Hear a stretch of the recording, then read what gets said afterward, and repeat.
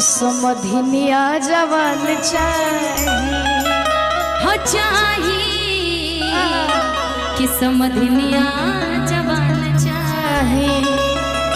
आप सब जिस गाने को बड़ा प्यार आशीर्वाद साउंड वाले भाई, ओ साउंड वाले भाई, आपकी भी गाली देना पड़ेगा क्या?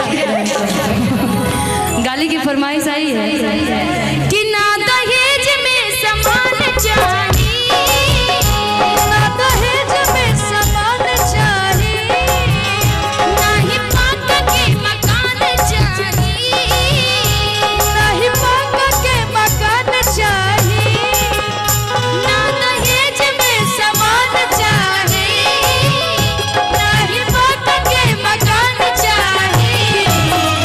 सुनी अगुआ महान बाटे के आरमान समधिनिया जवान चाहिए। सुनी अगुआ महान बाटे के आरमान समधिनिया जवान चाहिए। ना दहेज में सामान चाहिए, ना दहेज में सामान चाहिए, ना ही पाका के मकान चाहिए, ना ही पाका के मकान चाहिए। सुनी अगुआ महान बाटे के आरमान समधिनिया जवान चाहिए। सुनी अगुआ महान बाटे के आरमान समधिनिया जवान चाहिए। मेरा दिल लूट लिया मिलके हुस्न वालों ने, मैंने तो लूट लिया मिलके हुस्न वालों ने। गोरे गोरे गालों ने, गोरे गोरे गालों ने, गोरे गोरे गालों ने, गोरे गोरे गालों ने। महान बाटे के आरमान समधिनिया जवान चाहिए।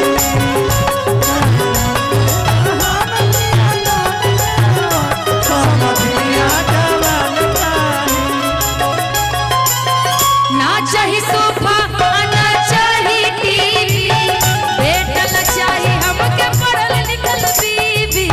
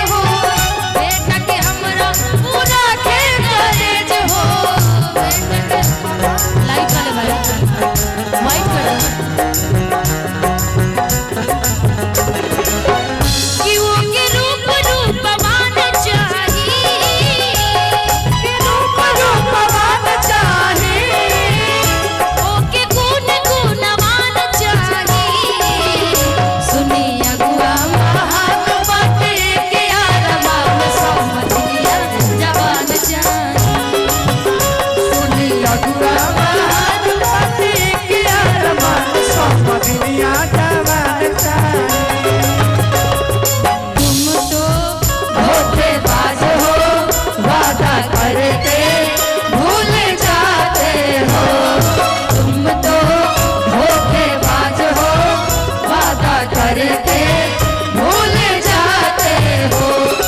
रोज रोज तुम जो सनम ऐसे करोगे, रोज रोज तुम जो सनम ऐसे करोगे, मैं जो रूठ जाऊंगा तो हाथ मलोगे।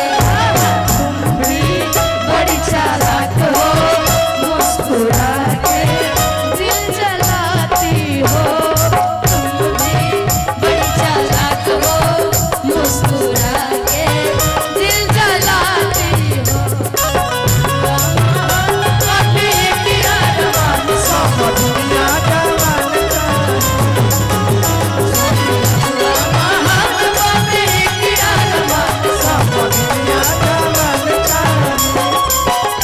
ना दहेज में सामान चाहिए, दहेज में सामान चाहिए, ना ही पापा के मकान चाहिए, ना ही पापा के मकान चाहिए।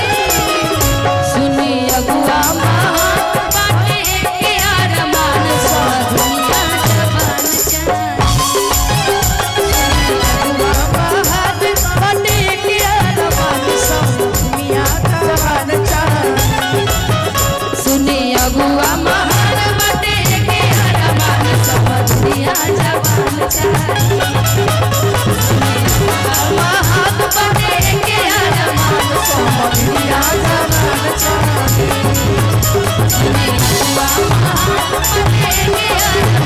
सब दुनिया जवान कि ना दहेज में सामान चाहिए, कि ना ही पाका के मकान चाहिए, कि सुनी अगुआ महान की बाटे के अरमान, कि समधिनिया जवान चाहिए। दीदी आपने समधी जी के लिए एक लाइन कहा तो हम भी कहना चाहेंगे कि बांध के खोलाई समधि मांगे समधिनिया के, कि अब मड़वा में भीड़ भइले भारी। बड़ा रंगदार समाधि इसी पर होता है था। कहिया के चलल तू बड़ा एक बना समधि, कहिया के चलल तू हवाए कवना समधि, कहिया के चलल तू हवाए बना समधि, कहिया के चलल तू हवाए कवना समधि। तोरा घरवा में तोरा समाई, हाय सिया राम के भजो। आय सिया राम के हरि, तोरा घरवा में तोरा समाई, हाय सिया राम के भजो।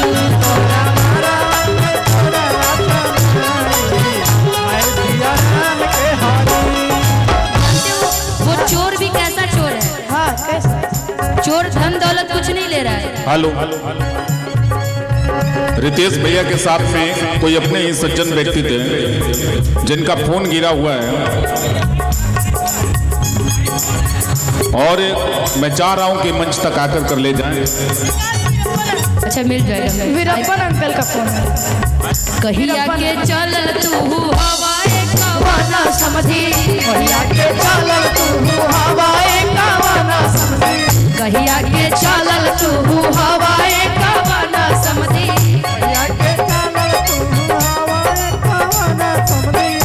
तोहरा घरवा में चोरवा समाई, हाय सिया राम के भजो। घरवा में चोरवा समाई, हाय सिया राम के हरि। तोहरा घरवा में चोरवा समाई, हाय सिया राम के भजो। घरवा में चोरवा समाई, हाय सिया राम के हरि। और जानते हो चोर कैसा है? कैसे? नया जमाने का चोर है, वो धन दौलत नहीं चुरा रहा है। धन दौलत चोरा कुछ ना लिहाले हो, तोरा कुछो न लिहले हो, धन दौलत चोरा कुछ ना लिहाले हो, दौलत तोरा कुछो न लिहले हो। धन दौलत चोर कुछ ना लिहले। हाँ, अब पूछो कि क्या लेता है? क्या लिया? बोल बोल बोल।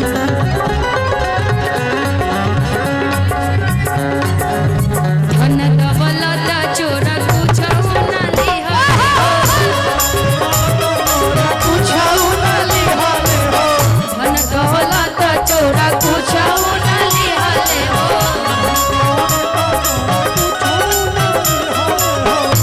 उनका बहिनी के मोटरी बनाई, उनका बहिनी के मोटरी बनाई। आय सिया राम के भजो, आय सिया राम के भजो, बहिनी के मोटरी बनाई। आय सिया राम के भजो, मड़वा में भीड़ भइले भारी, बड़ा संगदार से होती। धीरे धीरे हो भसुर, धीरे धीरे, धीरे धीरे हो भसुर, धीरे धीरे हमरा मड़वा में आइहा भसुर, धीरे धीरे हमरा मड़वा में आइहा भसुर, धीरे धीरे, धीरे धीरे हो भसुर, धीरे धीरे, धीरे धीरे हो भसुर, धीरे धीरे हमरा मड़वा में आइहा भसुर, धीरे धीरे हमरा मड़वा में आइहा भसुर, धीरे धीरे। मड़वा में भीड़ भइले भारी, आय सिया राम के भजो, आय सिया राम के भजो, मड़वा में भीड़ भइले भारी, आय सिया राम के भजो, मड़वा में भीड़ भइले भारी, आय सिया राम के भजो। बहुत बहुत धन्यवाद। दुर्गेश चौबे भैया जो कैमूर से आए हैं, भारतीय जनता पार्टी के जिला उपाध्यक्ष हैं दुर्गेश भैया, और संजय पांडे जी, आप लोग जहाँ कहीं भी होंगे मंच तक मैं आपका इंतजार कर रहा हूँ, प्रणाम कर रहा हूँ कि बड़े सम्मान के साथ भाई आर्यन बाबू ने भी गरिमा में उपस्थिति के साथ गाए। अजीत चौबे भैया से मैं